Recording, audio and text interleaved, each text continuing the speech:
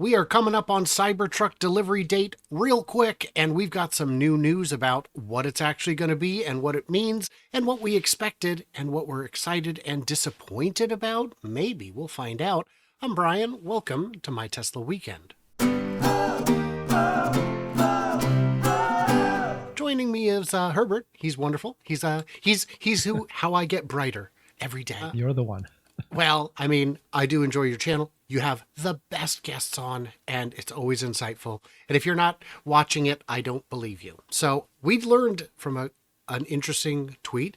First of all, Cybertrucks are showing up in showrooms. Have you seen this? I've seen it. Yeah. San Diego. I think it was New York. I'm not sure. Yeah. San Francisco. And we just found out through the Tesla Owners Club of Washington that there will be one. Oh, you didn't hear? Oh, this is in the Northwest group. Teresa found out that it will be at Bellevue Square starting Friday. Maybe I'll be driving up to pay you a visit. You should. I should. But Black Friday at Bellevue Square, I don't know, man. I don't know. I'll think about it. So one thing we know is there's a Black Model 13 on X. Went ahead and posted the little poster they had out where we got some information. 11,000 pounds of towing. Do you have any thoughts on that? I think it's higher than what it needs to be. That's exactly what we were hoping, right? Right. The ad announcement, it was 7,500 for single motor, 10,000 for dual, 14 for tri. This is in line. And I've seen people say, well, but F-150 can tow more. Some F-150s can tow more. Some can. Not all of them, not most of them. And please don't tow 11,000 pounds with it. That's pushing the limits. Don't go over 70, 80% of your rated capacity. Just please don't. Another one we saw was 2,500 pounds of payload. Again, for reference, most F-150s are at 1,500 pounds now. There are options that'll get you higher, but not substantially higher, and not commonly. 2,500 pounds of payload. For how many buyers do you think that matters? Yeah, that's the thing about this truck, right? So first of all, it needs to compare. It needs to compare with the gas car trucks. And if it doesn't compare, then it's going to be seen as not a real truck. The vast majority of the Cybertruck owners is going to be different than the Ford F-150 truck owners, right? This is going to be much more percentage of people buying it who are, somebody used a great term, I can't remember what it was, but basically non-commercial or, kind of like the tourist truck people. Anyway, so yeah, so it's just regular people that wants to have a cool vehicle. And so I don't think it really matters on a day-to-day, but for bragging rights, it does. For bragging rights, it does. And for some customers, it will.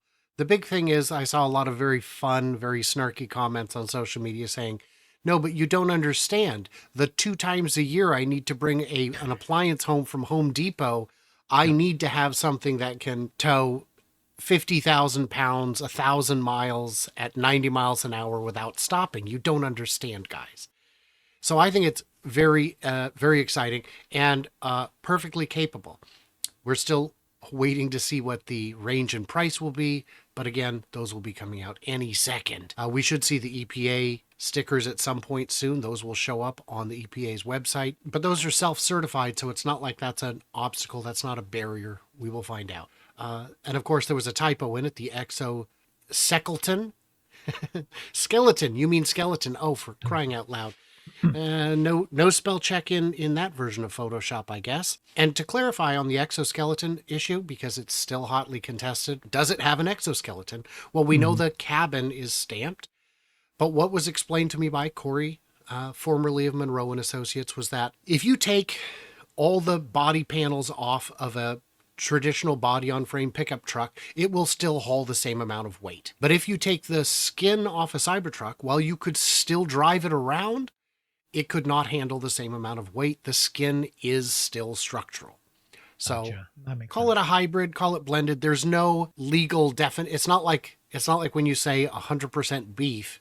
There is no 100% exoskeleton definition that we need to adhere to. So my question for you is, launch edition, 2 motors or 3? Oh, I think it's going to be 3 motors at the launch edition, right? They're going to have to come out with something very powerful, very expensive. Some people thought it doesn't make sense to have both. I think both would make sense too. The only reason I would say not to do 3 is if for some reason you thought you were motor constrained, but I don't believe they're motor constrained. Those are coming out of Giga Nevada, and they've had capacity for those for quite a while because these would presumably be the same motors they're using in the Plaid. And they've got the capacity to build a lot more motors than they do batteries at this point. Now, here's one. Yeah, Yeah, go no, but ahead. they're going to launch the 3. They're going to say that the 2 is going to be available. They're going to show you a price, so you're not going to freak out at the. You're going to see that both the high price and the low price, and then they're going to sell as much of the high price as possible. This is the for early adopters, and then there's a reason why in the agreement they actually removed the language that stopped the early buyers from reselling this, because they're gonna sell it high. They're going to let them resell it, and it's going to generate the buzz that it needs to have the buzz. But a quick comment I wanted to make is that when we were talking about the trucks appearing in these showrooms, in Tesla showrooms, have you seen the videos? I mean, the fit and finish is perfect, Perfect. perfect. And so, for at least for the ones that are showing off, there's no more issues of panel gaps or just the way the thing looks. It's just perfection now, like pure perfection. It's what I saw. And I zoomed in as far as I could. I made them as giant as I could on the monitor, and I still zoomed in, and the lines look great. And said, well, yes, but, and I retweeted it, I reposted it. Some people said, right, but these are the showroom ones. I expect Right. that they would put extra effort into those.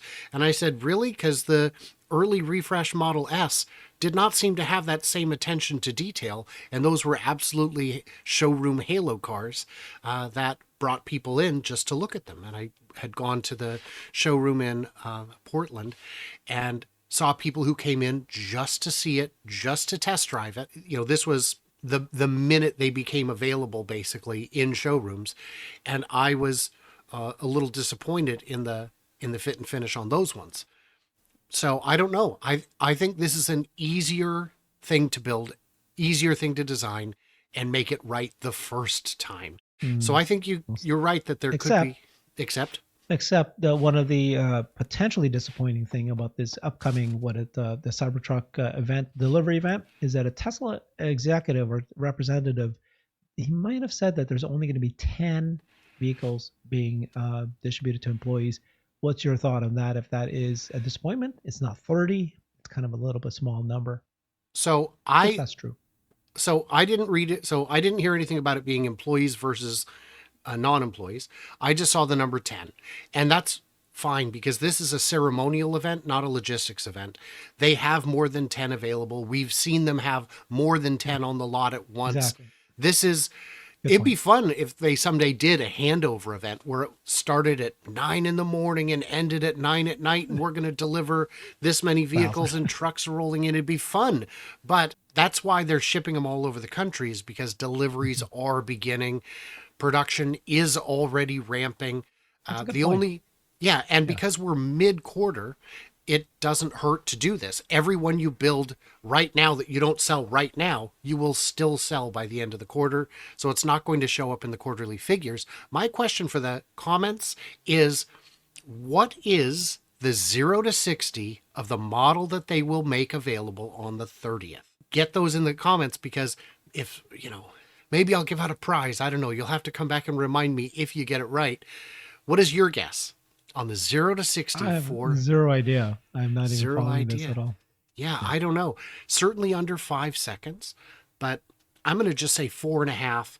I'm sorry to interrupt you, but when he was No. at Joe Rogan interview, he asked them, and I thought he said that there's very different variants, but the most powerful one could be under 3 seconds. Didn't he say that?